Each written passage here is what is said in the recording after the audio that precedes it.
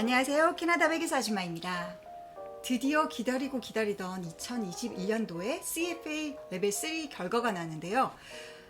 지난주까지는 아무 생각 없이 있다가 이 시험 결과가 나오기 하루 전 월요일부터 잠도 잘 안 오고 아침에 이유 없이 일찍 일어나고 또 입맛도 없진 않았습니다. 밥은 잘 먹었어요.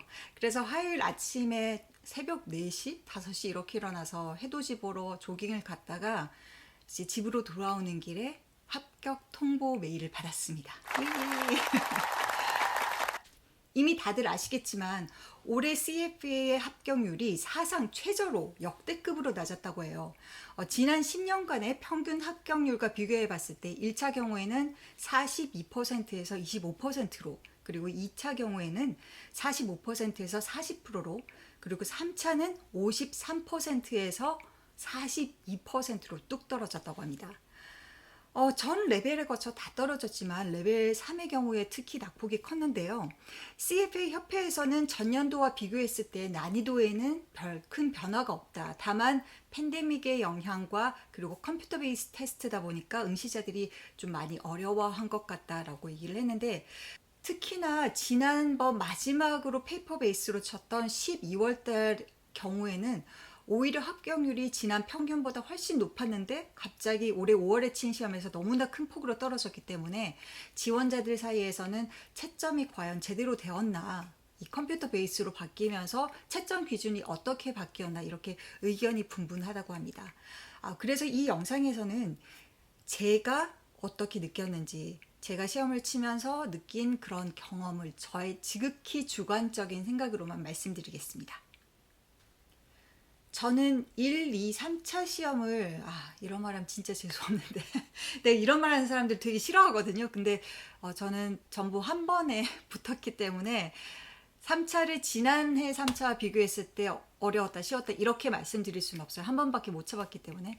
하지만 공부하면서 그 문제들을 풀잖아요. 교과서에 나온 문제들이나 아니면 온라인 CFA 그 프랙티스 퀘션과 비교를 해보자면 난이도 자체는 그렇게 어렵지가 않았어요. 그게 무슨 말이냐면 복잡한 계산을 해야 되거나 굉장히 막 심도가 있게 어려운 문제들은 그렇게 많지가 않았는데, 반대로 너무나 변두리에서 정말 한번 스쳐본 것 같은 그런 별로 신경 쓰지 않았던 부분에서 굉장히 많은 문제들이 나왔고, 많은 시간을 할애하고 또 마기그즘에서도 나오고 또 나오고 많은 부분을 할애했던 그런 부분에서는 너무나 의외로 간단하게 나오거나 아예 나오지 않는 경우도 있어서 기출 범위가 달라서 좀 당황스러웠다, 그런 느낌은 있었어요.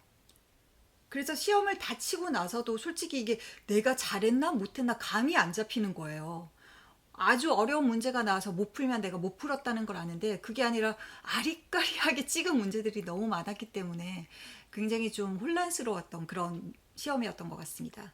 하지만 하나 위안이 됐던 것은 분명히 이게 나만 그런 것은 아닐 것이다. 모든 응시자들이 다 같이 겪은 문제일 거라고 생각을 하고 그냥 운에 맡기기로 했습니다.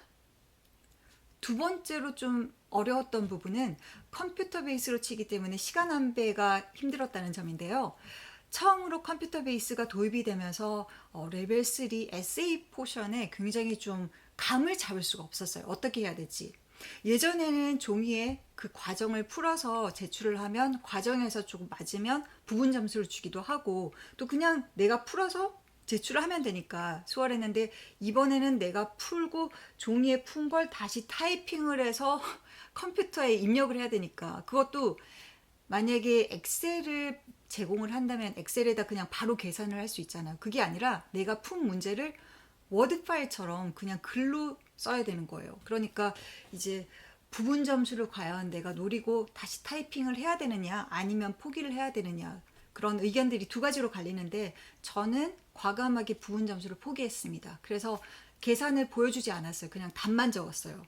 제가 부분 점수를 과감하게 포기한 이유 중에 하나는 3차 시험에서는 사실 가장 중요한 것이 시간 안배예요. 그래서 아는 문제도 나중에 시간이 모자라서 못 푸는 경우가 있기 때문에 과정을 보여주느라고 타이핑을 하면 거기서 시간이 소요되고, 또 그렇게 해봤자 얼마 점수를 얻을지 확신도 없는데, 그럴 바에는 내가 아는 것만 적어서 정답을 때려놓고 좀 아리까리하다 싶은 것은 플래그로 마킹을 해놓고 나중에 다시 돌아오겠다는 생각으로 그렇게 무조건 이렇게 시간 안배에 신경을 많이 썼습니다. 그리고 시험 모듈에 시계가 나와 있고 프로그레스가 나와 있어요. 얼마나 그 시험 문제가 진전이 됐는지.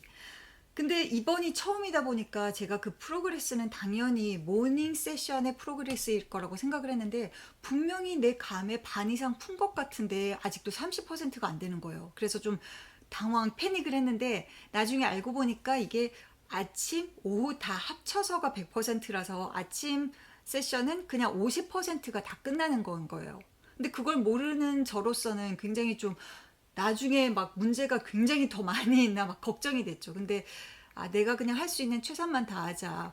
딱 봤을 때 만약에 예를 들어서 섹션이 9개의 섹션에 문제가 있다. 그 각각의 세션에 또 문제가 따로 있잖아요. 하지만 전체적으로 9개 섹션이 있다고 하면 전체 시험이 1시간 12분이죠. 12분은 그냥 버퍼로 남겨두고 120분 나누기 9 했을 때 15분 정도 내가 아니다 13분인가요? 13분 정도 안배를 각각 해야겠다 이런 식으로 해서 문제를 풀었는데요. 물론 그게 정확하진 않습니다. 하지만 제가 가진 상황에서 그냥 어쩔 수 없이 그게 최선의 방법이었던 것 같아요.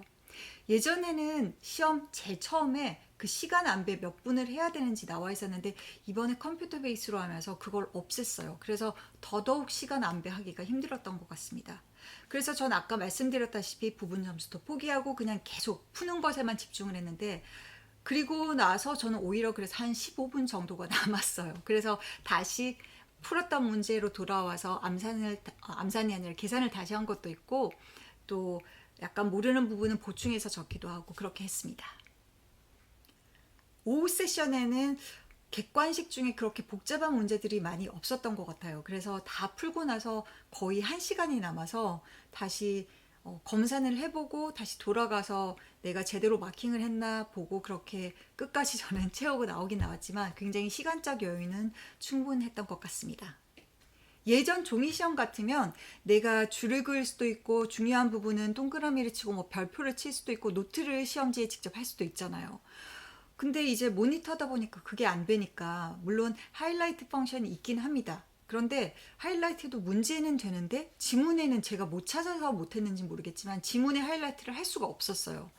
거기다 또 더 걱정이 이번 막 이그젠 풀어보신 분들은 아시겠지만 지문이 정말 길었어요. 쓸데없이 너무나 길어서 막 지문을 읽는데 막 스크롤 위아래로 위아래 위아래 여러 번 해야 되는 거예요.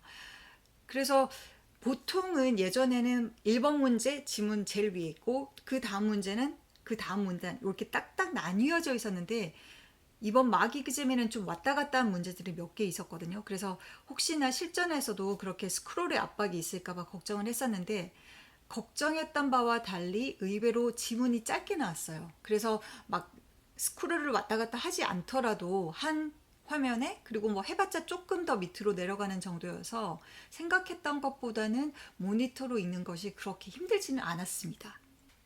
다만 이 디테일 하나를 놓치면 답이 완전히 바뀌는 문제들이 몇 개 있었어요. 그래서 그런 디테일을 놓치지 않기 위해서 예전 같으면 종이에다 밑줄 쫙쫙 이렇게 그을 수가 있잖아요. 마킹을 할 수가 있지만 그걸 못하니까 저는 이렇게 손가락으로 어르신들 신문 읽듯이 이렇게 모니터를 손가락으로 짚으면서 읽었어요. 그리고 오른손으로는 중요한 정보를 약간 노트도 하고 시험 문제를 풀고 왼손은 항상 모니터에 이렇게 문제를 풀었어요. 그래서 여러분들도 집에서 공부하실 때 책으로만 이렇게 지문을 읽지 마시고 모니터에서 그 소프트 카피에서 지문을 읽는 연습도 조금은 해가셔야 할 것 같습니다. 그리고 시험장의 환경도 굉장히 많이 바뀌었죠. 예전에는 기억나시나요? 대도시마다 하나 있는 시험장에 막 수천 명들이 이렇게 갑자기 하루에 몰려드니까 주차장에 들어가기도 정말 힘들고 그리고 그 시험장에 가기까지의 교통체증이 너무 심해서 고속도로에 차를 그냥 세워놓고 막 뛰어가는 시간이 모자라서 뛰어가는 응시자들도 많고 난리가 났는데 이제 작은 시험 여러 개의 시험장들로 바뀌면서 약간 동네 도서관 같은 기분? 굉장히 평화롭고 여유롭고 스트레스가 전혀 없어지면서 약간 이 시험이 이렇게 하찮은 시험이었나 섭섭할 정도로 그런 스트레스는 훨씬 덜한 환경이었어요. 그럼 절대적인 난이도가 높지도 않았고 컴퓨터 베이스로 나온 시험이 그렇게 어렵지도 않았고 시험장 스트레스도 훨씬 줄었는데 왜 이렇게 합격률이 낮았을까 생각을 해봤는데요. 제 생각에는 아무리 복잡하지 않더라도 이 컴퓨터 베이스가 처음이기 때문에 시간 안배를 못한 사람들, 그리고 혹은 이렇게 꼼꼼하게 아까 얘기했던 것처럼 지문에서 어떤 중요한 디테일들을 놓친 그런 응시자들이 많지 않았나 생각을 해요. 그리고 결정적으로 그것보다 더 큰 이유는 이 팬데믹으로 2번이나 연기가 되면서 응시자들이, 모르는 사람들은 그럴 거예요. 아니 그럼 시간 더 많이 늘어났잖아. 공부할 시간 많잖아. 너 뭐해? 그 시간에 공부하지. 라고 하는데, 공부라는 것도 이 중장거리 육상처럼 모멘텀이 있죠. 쭉 이어져는 흐름이 있는데 중간에 또 연기되고 공부하다가 또 중단되고 이러다 보니까 굉장히 그 흐름을 놓치지 않기 힘들었던 것 같습니다. 그런데 제가 공부량만 말씀드리자면 2019년 11월에 3차 시험 준비를 시작을 해서 2021년 5월에 거의 1년 반 동안 끌게 된 시험이죠. 그 총 공부량이 1084시간을 공부했더라고요. 그리고 마지막 100일 동안은 그 100일 동안의 시간만 또 따로 쟀거든요. 왜냐면 처음 공부했던 것은 잊어지고 별 효율이 없으니까 마지막 100일 동안은 이만큼 내가 해야겠다라는 목표량을 400시간으로 잡았었는데 마지막 100일 동안 445시간을 공부했습니다. 흔히들 하는 얘기로 CFE를 패스하려면 각 레벨당 적어도 300시간을 공부해야 된다고 하는데, 사실 300시간은 제 생각에 좀 부족한 것 같고요. 400시간 정도는 공부를 해야 합격을 좀 보장할 수 있을 거라고 생각을 해요. 그래서 저는 머리가 좋지 않기 때문에 항상 시험을 할 때 약간 버퍼를 더 둡니다. 그래서 2차 시험의 경우에도 500시간을 공부했고, 이번에는 550시간 정도를 공부해야겠다라는 목표를 잡고 있었는데요. 이게 2번이나 연기가 되면서 이렇게 좀 늘어지면서 흐름이 끊어졌죠. 그래서 그 흐름을 놓지 않기 위해서 어쨌거나 시험 치기 100일 전에는 반드시 400시간을 해야겠다는 그런 목표를 잡아두고 계획을 세워서 그 계획에 철저히 따라서 공부를 했습니다. 하지만 그 계획을, 이 흐름을 놓쳐버린 친구들도 굉장히 많을 거예요. 2번이나 연기가 되니까 이거 또 연기될 텐데, 아니면 나중에 하지 이렇게 생각을 하다가 막상 칠 시간이 다가오면서 너무 급해진 거죠. 저는 사실 좀 오버해서 공부를 한 거죠. 이게 3번 연기되는 동안 계속 그렇게 목표를 잡아두고 했으니까 사실 1085시간이라는 건 좀 너무 오버한 거고, 마지막 100일 동안의 440시간, 이게 좀 오히려 정확한 양이라고 말씀드릴 수 있는데요. 근데 저는 솔직히 그렇게 공부를 1년 반 동안 너무 하다 보니까 제 삶이 없어진 기분이었어요. 그래서 그렇게 여러분들이 오버하실 필요는 없지만, 계획을 세우면 계획에 따라서 그 흐름을 놓치지 않고 공부하는 게 정말 중요하다고 생각을 합니다. 제가 머리가 그렇게 좋지 않은데도 불구하고 1, 2, 3차 시험을 다 한 번에 패스한 이유는 아마 그냥 곰처럼 꾸준하게 계획을 따랐기 때문이 아닐까 싶어요. 오늘은 제 3차 시험 결과 발표와 그리고 시험을 치면서 올해는 어떠했다, 이런 제 생각을 말씀드렸고요. 다음에 또 기회가 있으면 제가 공부 어떻게 준비를 했는지에 대한 영상을 준비하도록 하겠습니다. 감사합니다.